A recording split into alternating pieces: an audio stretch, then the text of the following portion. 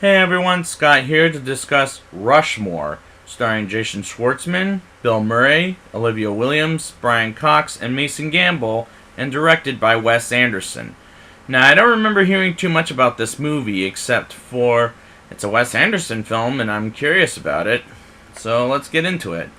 Max Fisher, played by Jason Schwartzman, is a gifted 10th grader at an academy called Rushmore.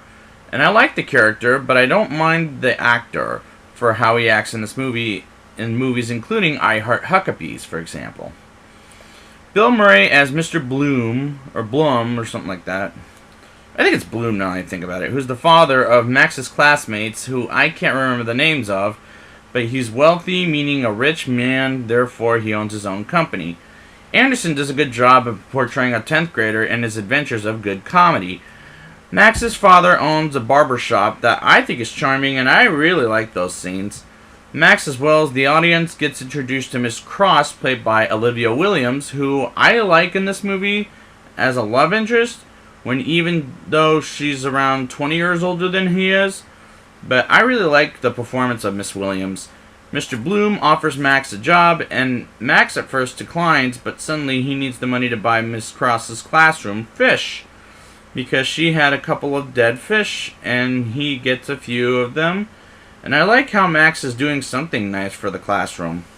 Max writes really good plays that we briefly see a couple of times, and we get introduced to Peter Flynn, who's played by Luke Wilson, who Max really doesn't like, and confesses his feelings with Miss Cross while he's drunk. And that scene really made me uncomfortable because Max acts like a real prick, and he builds his aquarium, and his nightmare comes to life. He gets kicked out of Rushmore, and that's a real shame, but that's when Act 2 begins, and here comes the part where I really don't like it. Mr. Bloom and Miss Cross start seeing each other behind Max's back, and Dirk, who's a friend of Max's, spies on them, and Dirk writes a letter to Max saying Mr. Bloom is having an affair with Miss Cross, and that's when the revenge plot begins, when telling Mrs. Bloom that her husband is having an affair to putting bees in his hotel room to Mr. Bloom crushing Max's bicycle, going back and forth until Max gets arrested, and the act is when the movie begins to go crazy and dies down from 100% to 70% at best. I like the fucking movie, of how I like the fucking movie.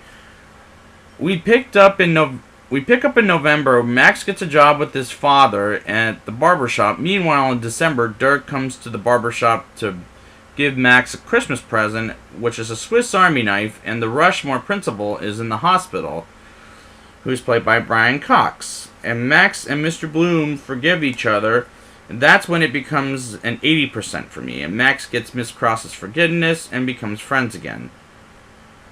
I do like the scene when Max and Dirk fly a kite while Margaret Yang flies a plane, and that moment is when I start caring for the characters again.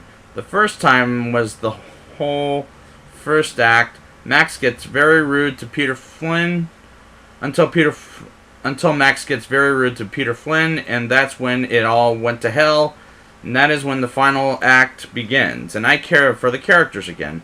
When Max writes another play about the Korean War with it ending with a love story, I really like the clips that we, the audience, saw, and it looks like a very good play, and I would like to see more of it. I really like that play. Now it's time for the rating. I'll give this movie a 7.8 out of 10. I liked it, but I would have liked it more if it weren't for the second act. And I like the characters, and I enjoyed the quirkiness that Wes Anderson can bring in his own movies, in other movies in here as well.